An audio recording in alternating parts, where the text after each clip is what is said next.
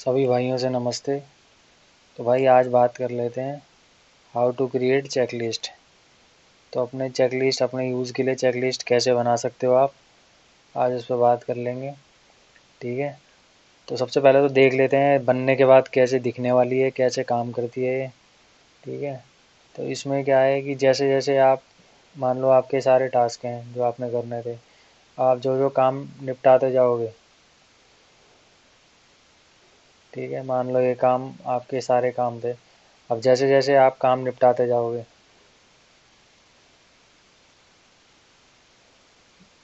वैसे वैसे आपकी इस लिस्ट में से काम कम होते जाएंगे, रिमेनिंग वर्क कम होते जाएंगे आपके, देख रहे हो। तो इस तरीके से काम करेगी। साथ में प्रोग्रेस बार भी देख रहे हो, ये आपको बताता रहेगा कि परसेंटेज इतने इतने परसेंट काम हो गया, इतने परसेंट काम हो गया।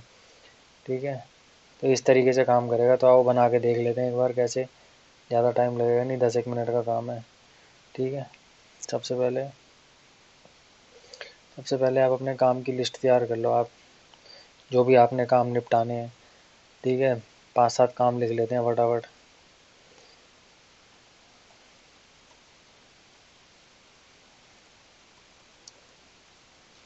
Bill bill payments,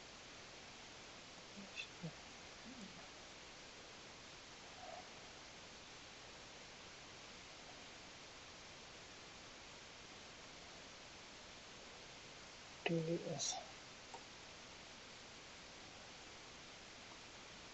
payment follow,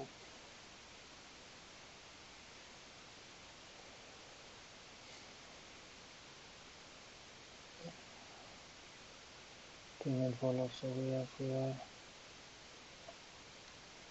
payment advice, पैसे, कैश स्टेटमेंट,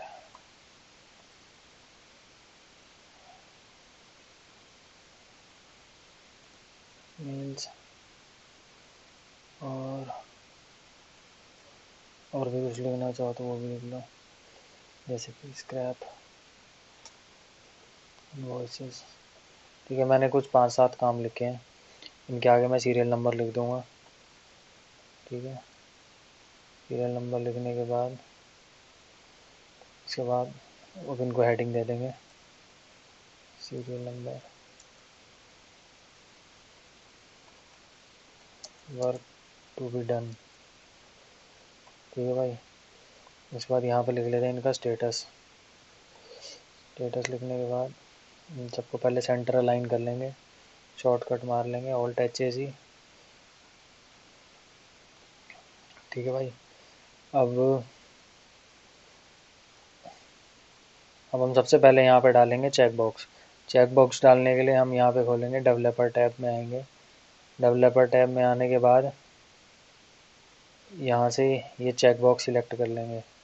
ठीक है, चेक बॉक्स इसको यहाँ से ऐसे ड्रॉ करना पड़ता है। ठीक है भाई, जिन जिन भाइयों के सिस्टम में डेवलपर टैब ना आ रहा हो घबराने की ज़रूरत नहीं है।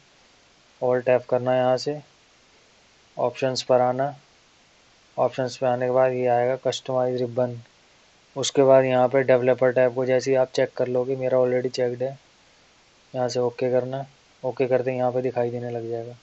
ठीक है भाई, अब सबसे पहले हम क्या करेंगे, थोड़ी सी रोज़ का थोड़ा सा विड्थ बढ़ा लेंगे। ठीक है भाई, ये बढ़ा ली।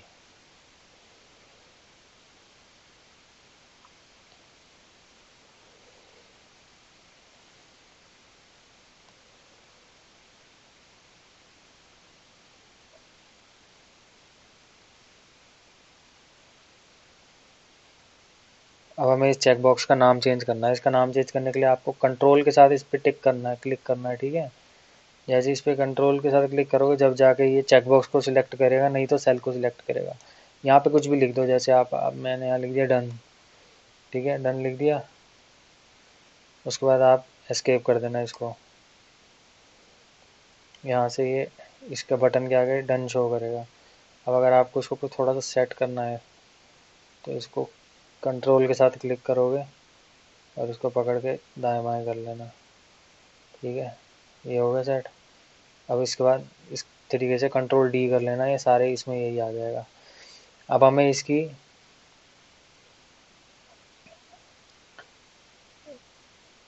रेंज की वैल्यू देंगे यहाँ पे, ठीक है। इज इक्वल टू, यहाँ पे इसको सेल की वैल्यू देंगे, यहाँ पे वही इसको सिलेक्ट कर,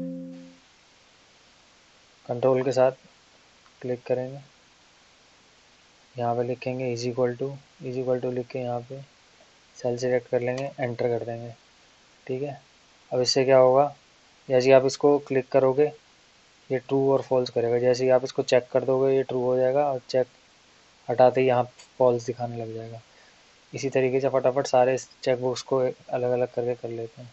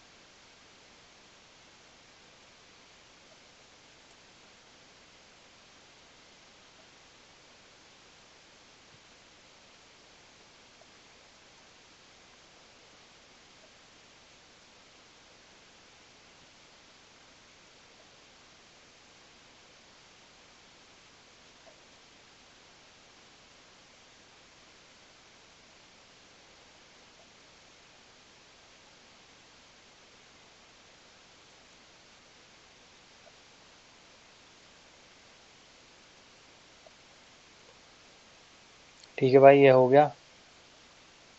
अब इसमें सिंपल एक काम करना है। अब हम चाह रहे हैं जैसे जैसे हम इसको क्लिक करें, चेक करें, वैसे इसका कलर चेंज हो जाए, ठीक है। इसके लिए एक छोटा सा काम कर देंगे, और तो कोई खास फ़ायदा नहीं है उसका, बस थोड़ा दिखने में अच्छा लगेगा और कुछ नहीं है। यहाँ से इन सबको सिलेक्ट कर लिया।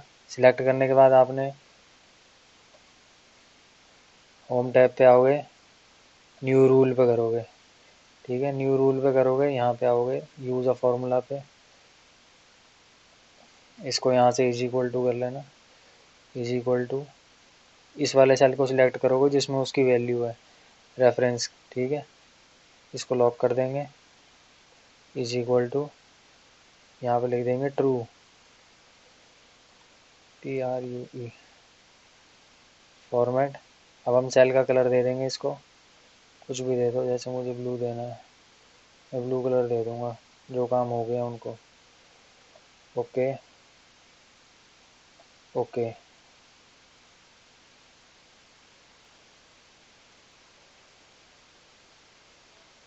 ठीक है भाई, इसको देख लो यहाँ से,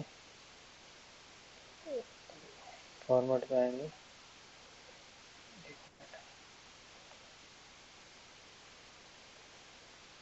ठीक है भाई।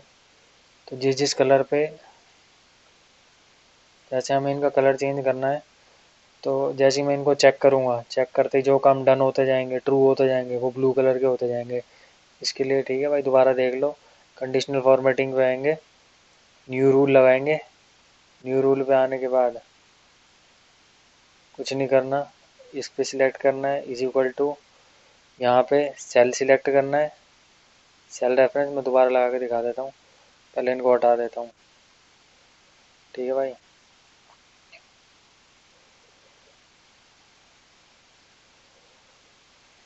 ये मैंने हटा दिया, दोबारा लगा के दिखा रहा हूँ। इसको कंडीशनल फॉर्मेटिंग पे आओगे,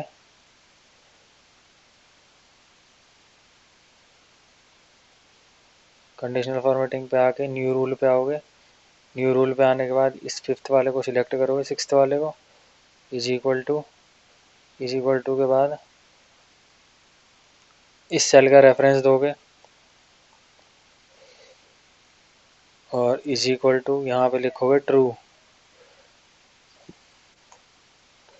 ट्रू लिखने के बाद फॉर्मेट पे आओगे। फॉर्मेट पे आने के बाद जो भी ट्रू में कलर देना चाह रहे हो, मान लो मैं ग्रीन कलर देना चाह रहा हूँ तो ग्रीन कलर दे दूंगा यहाँ पे। ठीक है, इसको यहाँ से ओके कर दूंगा।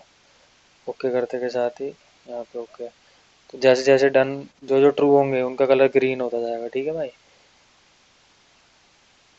और जो फॉल्स होंगे मैं उन फॉल्स को भी कलर दे सकता हूँ। इनको वही सिलेक्ट किया। सिलेक्ट करने के बाद कंडीशनल फॉर्मेटिंग पे आओगे, न्यू रूल, न्यू रूल पे इसको सिलेक्ट करोगे। यहाँ पे इज इक्वल टू के बाद सेल सिलेक्ट किया, यहाँ से इज इक्वल टू यहाँ पे लिखोगे फॉल्स। फॉल्स लिखने के बाद यहाँ पे कोई भी कलर दे दो, मान लो मुझे रेड देना है, येलो देना है।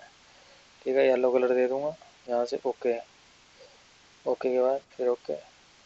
अब जो जो फॉल्स होंगे वो येलो होते जाएंगे। ठीक है भाई, एक ये चीज़ है।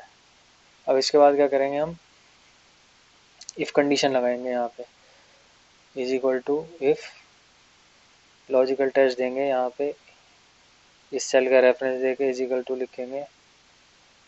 अगर ट्रू है, अगर इस सेल की वैल्यू ट्रू है तो हमें यहाँ पे चाहिए कुछ भी नहीं। कुछ भी नहीं के लिए डबल ब्लैंक, डबल कोट्स में डाल देंगे ब्लैंक। अगर कुछ और है ट्रू के अलावा, अगर ट्रू है तो ये, और फॉल्स है तो उस केस में हमें यहाँ पे चाहिए सीरियल नंबर। ठीक है, डन। इसको इसी तरीके से कर देंगे। क्या गड़बड़ है, ओह स्पेलिंग गलत हो गई, TRUE एंटर कर देंगे। ठीक है भाई, यहाँ से अब जिन जिन में वैल्यू ट्रू थी वहाँ पे ब्लैंक दिखा रहा है, और जिनमें फॉल्स थी उसकी वैल्यू वहाँ से ले रहा है। ठीक है, जैसे जैसे फॉल्स आएगी वैल्यू लेता जाएगा, क्योंकि हमें यहाँ पे जो हमने रिमेनिंग टास्क बनाना है, यहाँ पे लिख देता हूँ रिमेनिंग टास्क, रिमेनिंग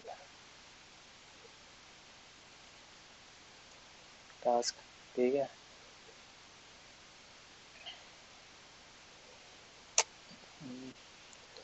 रिमेनिंग, ठीक है, रिमेनिंग,